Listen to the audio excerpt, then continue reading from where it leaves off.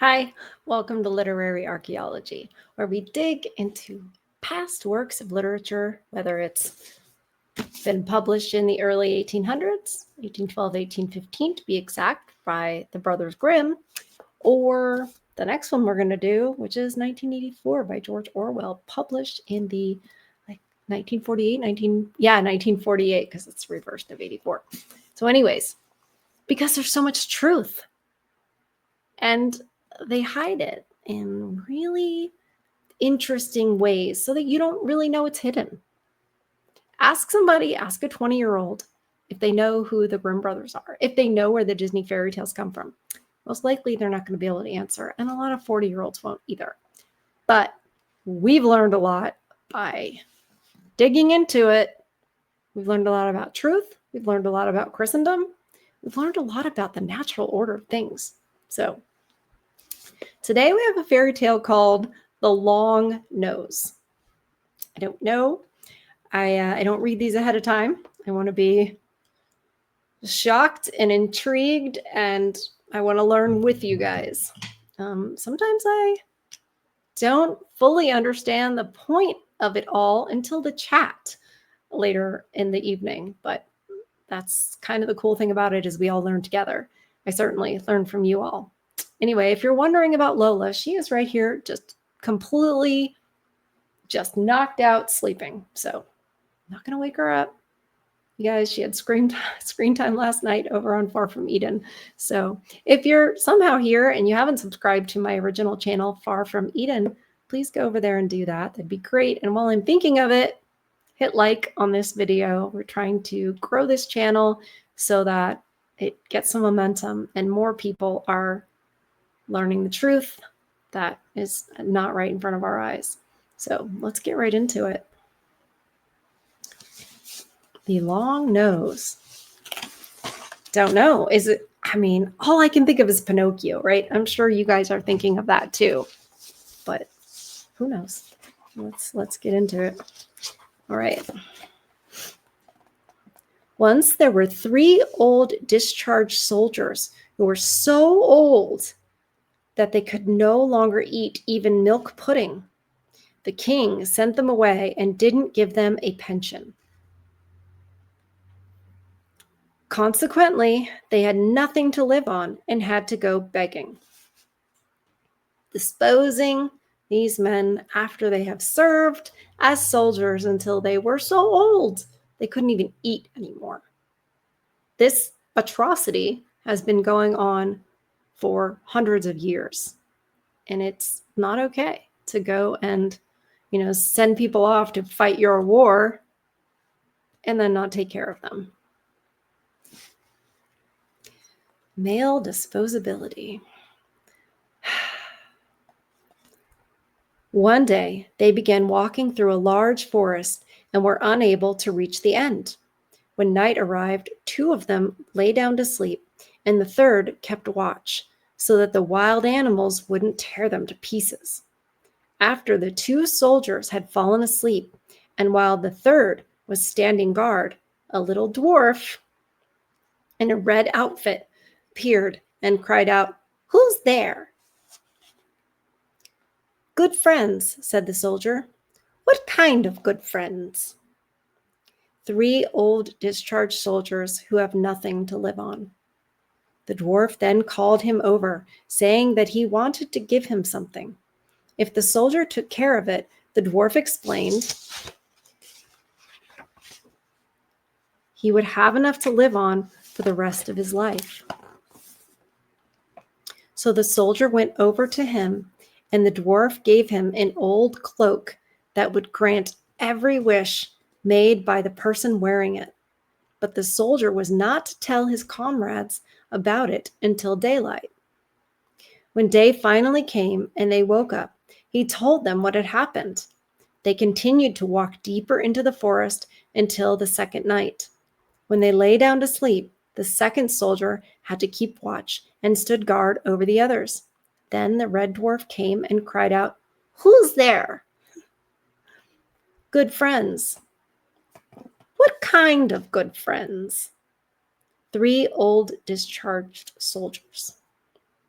Then the dwarf gave him an old little pouch that would always remain full of money, no matter how much he took from it. However, he was not to tell his comrades about it until daylight. Once again, they continued their walk through the forest for a third day, and that night the third soldier had to keep watch. The red dwarf came to him too and cried out, "Who's there?" Good friends. What kind of good friends? 3 old discharged soldiers.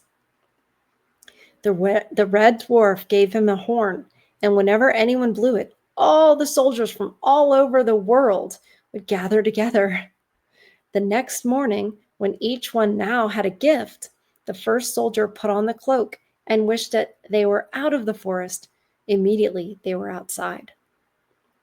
They then went into an inn and ordered food and drink, the best that the innkeeper could provide. I thought they couldn't even eat milk pudding.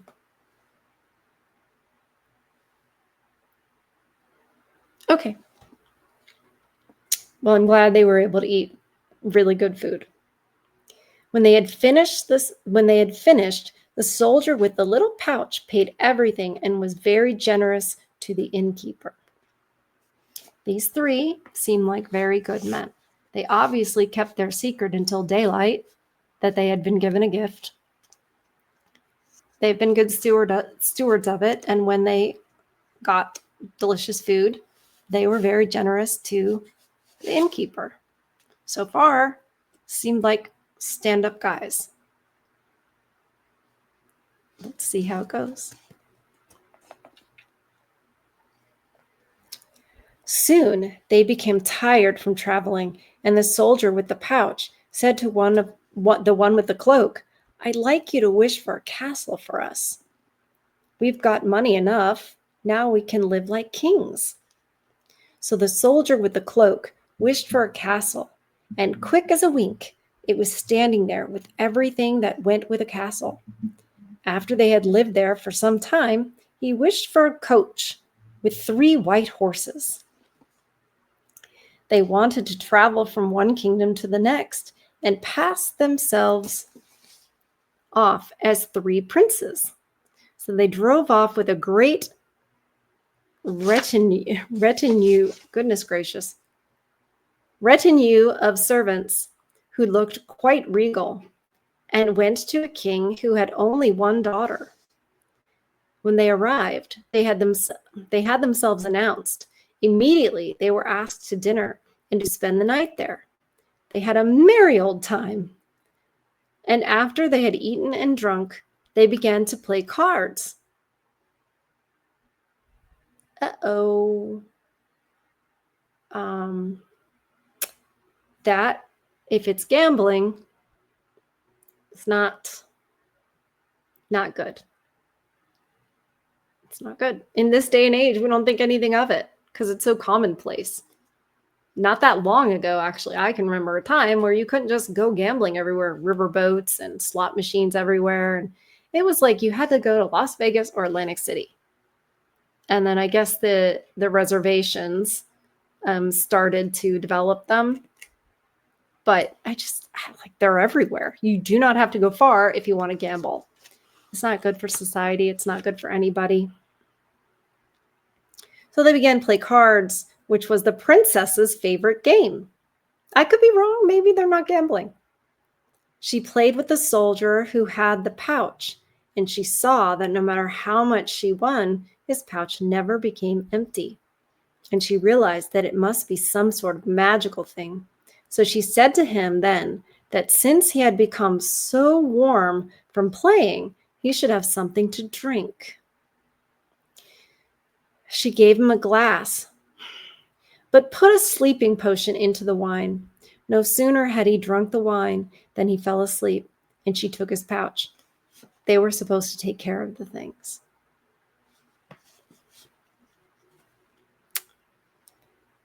Then she went into her chamber and sewed another pouch that looked just like the old one. Finally, she stuck some money inside it and put it back in place of the old one. Trickery. The next morning, the 3 soldiers resumed their journey, And when the one with the pouch spent the little money that was left and reached inside of the pouch for some money, he found it was empty. And it remained empty. Then he exclaimed, "That deceitful princess has switched my pouch. Now we're poor people." She's a princess. Her favorite thing to do was play cards, her favorite game. And there have been times, the reason I recoiled so much when they said about playing cards is because, we have read all these fairy tales. And the fairy tales have taught me you do not want to just go and have a merry old time and play cards and drink and everything. It doesn't do your life any good. It usually ends badly for you. And not in a karma sort of way, but in a, I made these decisions and these decisions have consequences. And I think the idea of karma and all of that has been propaganda, because they don't want us to realize that actions have consequences. Immoral decisions many times can lead to disaster for ourselves, like getting addicted to gambling, for example. It's not a good thing. I don't think there's any such thing as responsible gambling. Not really. So now we're poor people. But the soldier with the cloak said, "Don't get gray hairs over this. I'll have it back in no time." He put on the cloak and wished himself to be transported to the princess's chamber. Within seconds, he was there, and she was sitting and counting money, which she continually took from the pouch. When she saw him, she screamed that a robber was there, and she screamed so loudly that the entire court came running and tried to catch him. Hastily, he jumped through a window and left the cloak hanging there so that this too was lost. Like, you had two jobs. Don't tell the others until it's daytime, and take care of these things. Why wasn't he still wearing the cloak? Don't take it off. What are you doing? What has this princess done so far? Well, she has tricked and robbed the first soldier, and she has called upon an army of other men to try and get the second one. For people who watch my other channel, what do you guys think about that? These are warnings. These are warnings about how it's going to go if you are dealing with a princess, somebody who thinks they're such a princess. Be careful. But once again, if I were reading this to children, they're not going to want to be like this princess. They're not going to want to be like her. And that's a great thing. I don't know what stories I ever grew up with where it was like, don't be like that. Don't do that. Not really. Not in the ways that I should have been. My, what a different world it would be if we were all raised learning these. All right, so now the cloak is lost too. When the three soldiers came together again, they had nothing left but the horn. The soldier with the horn said, "I'll get help now. Let's start a war."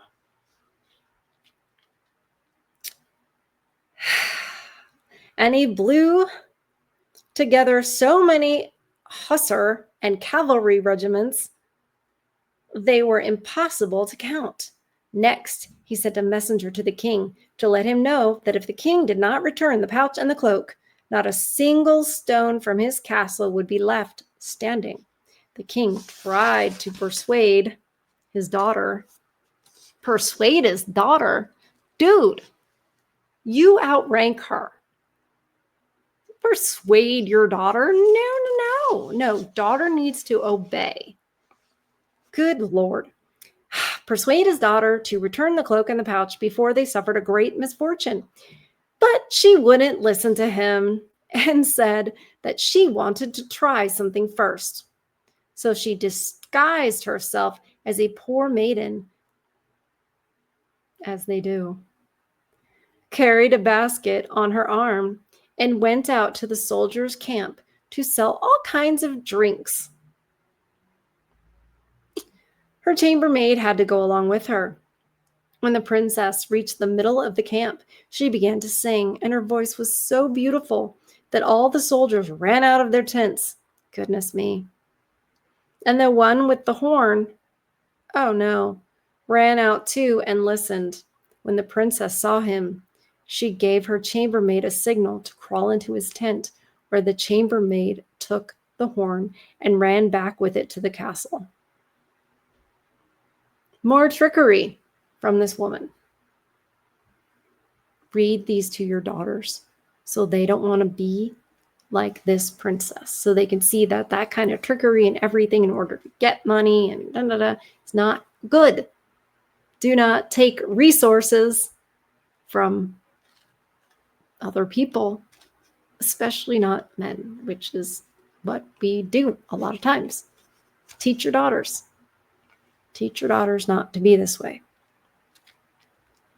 And teach your sons. Teach your sons to be aware, not to be enchanted by a beautiful voice or a beautiful face.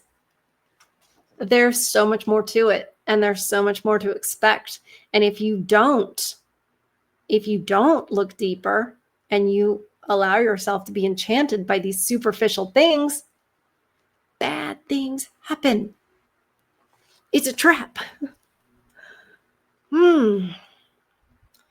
Okay. Oh, I lost my spot again. Once again. Okay. Then the princess also went home and now had everything. Once again, the three comrades had to go begging. So they moved on, and the one who had possessed the pouch said, "You know, we can't stay together anymore. You two go in that direction, and I'll take this path." He sat out alone and entered a forest, and since he was tired, he lay down beneath a tree to sleep a while. When they were together, they watched over each other when they slept. Now their little brotherhood has broken up. I don't mean to belittle it, saying they're little, but I'm saying there were three of them. And now, wouldn't that put them in more danger if this man is sleeping and there's no one to keep guard? Why'd you split up, guys? Don't do that. Don't let her take that from you, too. Okay. He set out alone and entered a forest, and since he was tired, he lay down beneath a tree to sleep a while. When he awoke and looked up, he became aware that he had been sleeping under a beautiful apple tree with splendid apples hanging from the branches. Out of hunger, he took one, ate it, and then another. Suddenly, his nose began to grow, and became so long that he could no longer stand up. His nose grew through the forest and 60 miles beyond. Okay, if you're new here, and if you're new to Grimm Brothers Fairy Tales, this is what we who've been doing this for a while refer to as the mushroom trip. A lot of times, 3/4 of the way through the story, all of a sudden, it goes into really weird stuff, like a nose that just keeps growing and grows 60 miles. And you might go, this is too much for me. No, that's your modern brain, the way it's trained. What the fairy tales seem to do is, when it comes time, like, we've got to learn this lesson. We've got to find out, what did all this mean that's gone before?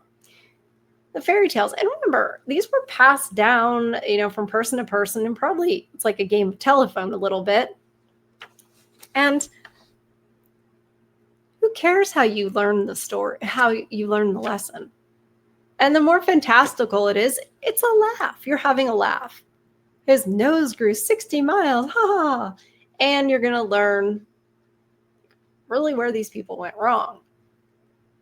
Even though when you're reading this to your children, as I have stopped and explained, these are points where you can impart this knowledge to children through a story. There's a reason Jesus taught in parables. We think in stories. We think in archetypes. It's just how our brains work. And if you notice, the propaganda that the elites use, the overlords, whoever you want to call them, right? It's stories. It's television, it's movies. Even in songs, there are stories. And we don't know that it's imparting values to us. It's giving us this value system that we don't even know we're signing up for because we're just listening to a story.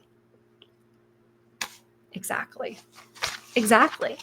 That's why you got to look to the past and see, well, what were those stories? Because they were much closer to the stories from 2,000 years ago, where you do find truth.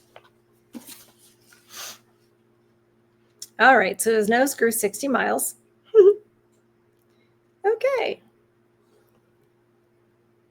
Meanwhile, his comrades were traveling about in the world and looking for him because they felt it was better to be together. Indeed, yes, all day long. Stay close with your friends, men especially. Stay close with your friends. It might be hard. It might be feeling like a fight, like you have to pull teeth. But remember, it's not about you. It's not that they don't still care about you, etc. It's that they're also being pulled away. Because this society wants to pull men apart. It prevents them from having real brotherhoods, real friendships. You know, having a football play date, not the same. It's actual like talking and opening up and being there for each other. Even ragging on each other the way you guys do. You guys need to do that and not be shamed for it and not be like, well, why haven't you finished in the garage? And you got to keep in touch with your friends. You've got to keep that relationship going. Stay together, as these guys said. And once again, if I were reading this to my children, I would say that you have to remember that. This life is not meant to be lived alone. We are far too solitary in this modern life. It was never intended to be this way. We're social creatures. Better to be together. However, they had been unable to find him. Suddenly, one of them tripped over something and stepped on it. He thought, my, what was that? Then it moved, and he saw that it was a nose. The two soldiers decided to follow the nose, and eventually they reached their comrade in the forest. He was lying there and couldn't stir, not budge. So they took a pole and wrapped the nose around it. We're on the mushroom trip. Stick with me. Enjoy it. They wanted to lift it into the air and carry him away, but the nose was too heavy. Then they looked in the forest for a donkey. And they set their friend and the long nose on the two poles and had the donkey carry him away in this manner. They dragged him a short distance, but they found him so heavy that they had to rest. While they were resting, they saw a tree nearby with beautiful pears. Oh no. Uh-oh. What else is gonna get long? Stop it. Stop it right now. I didn't mean that. And then I said it. I did it again. Okay. All right, so there's these beautiful pears hanging from the branches. Then the little red dwarf, oh, thank goodness, maybe he'll fix it. Then the little red dwarf came out from behind the tree.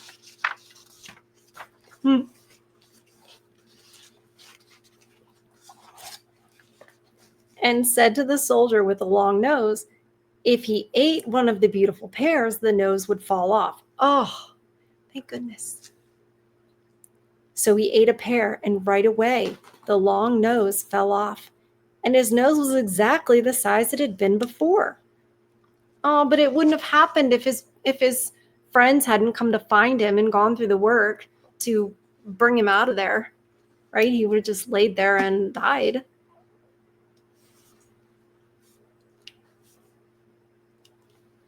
A certain little doggy is awake now. She laid back down, but she's thinking about being mischievous and begging for her food. It's about that time, but I'm going to pretend it's not. Okay, so... Okay, what? Okay. So he ate a pear, and right away the nose fell off, and his nose was exactly the size it had been before.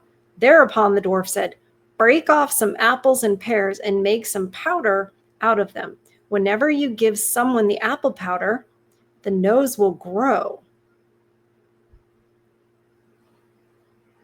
And whenever you give someone the pear powder, the nose will fall off again. Now go as a doctor and give the princess some of the apples and also the powder. Oh boy, then her nose will grow even 20 times longer than yours. But brace yourself for anything that might happen." Good Lord, listen to the dwarf this time. Okay, let's see if they do. And it's like, anything that might happen, exclamation point. So the soldier took some of the apples and went to the king's court. When he at first pretended to be a gardener's helper, he said he had special apples that couldn't be found anywhere in the region. And when the princess heard about this, she asked her father if she could buy some of the apples. The king replied, "Buy as many as you wish." Okay, here's a couple lessons. Don't covet something that's like, oh my gosh, it's over there, and I really can't have it any other way because it's so far away and they're so great. Oh my gosh, give me this fruit. Okay, Eve.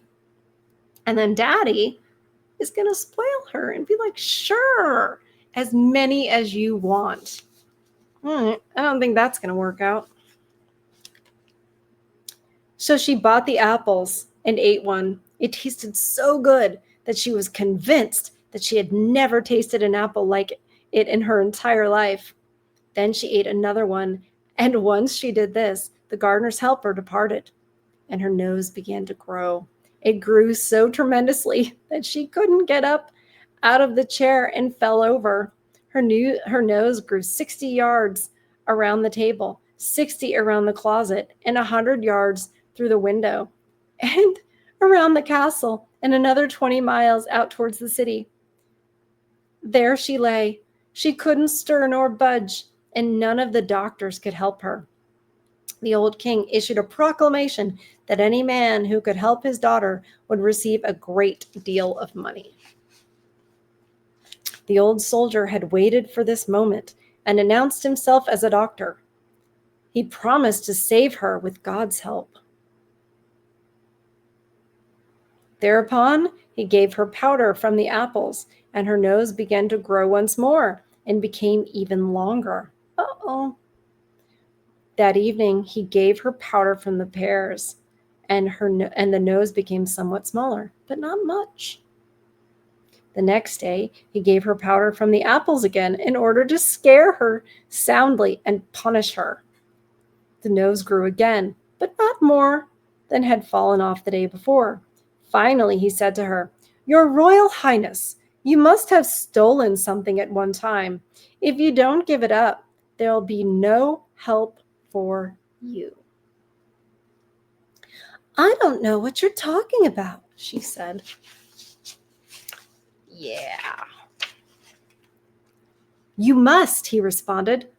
"Otherwise, my powder won't help. And if you don't give up what you've stolen, you'll die from the long nose." Not to mention her vanity, right? She's got to be freaking out. Oh my God, I'm so ugly. That's how we think. Yeah. Then the old king said, "Give up the pouch, the cloak, and the horn that you've stolen. Otherwise, your nose will never become small again." So the chambermaid had to fetch all three things and put them down. Now the doctor gave the princess powder from the pears. Her nose fell off. The 250 men had to come and chop the nose into pieces. Meanwhile, the soldier went away with the pouch, the cloak, and the horn, and returned to his comrades. Then they wished to be back in their castle, where they're probably still sitting and keeping house. So many lessons. Teach your children how to be, how to act, what not to do. Don't play cards. Don't hang out with a princess who's like loves to play cards. That's a shady thing. You don't, be with people of good character. And I know in this day and age, like, oh, that's so judgmental. Why do you think they want you to think that? So that you will, not be discerning. What we need to be is discerning. You're playing cards and there's alcohol and here's a princess and you're playing with her. There's probably a reason. And you sort of reveal how much money you have because she's able to see it. Don't show her that. Don't just blindly trust her because she's a princess. And hey, Mr. King, get control over her. What are you doing? What are you doing bowing down to her? It's not helping anybody. Not helping anybody. Did anyone get helped by the lying, the stealing, that type of stuff? Not really. You might say, well, all of a sudden, she had all this money. And how did it benefit her in any way? Not at all. We have to be protected from ourselves, not just women. We all do. We have this sinful nature. We gravitate towards this excitement and what we're not supposed to have. And we think that it'll make us happy. But it really doesn't. It blocks it. It blocks the fulfillment.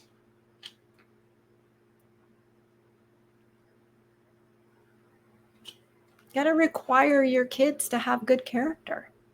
You're not stifling them. You're not indoctrinating them. I mean, okay, fine. Let's use the word indoctrination. Like, oh, you can't just teach your kids your religion and you got to let them grow up and choose their own. Really? Really? If you think that's true, then you don't really believe your religion's correct.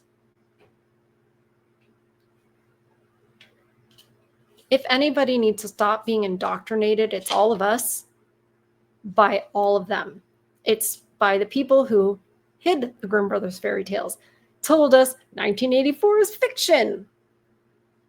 It's obviously not. Have hidden so much of things they're actually out there. Things like Edward Bernays' propaganda, where he basically explains how we're all being propagandized and that they studied it. And they're like, this is what's effective. It's all there. We just have to look. And most of us don't know that we even need to look.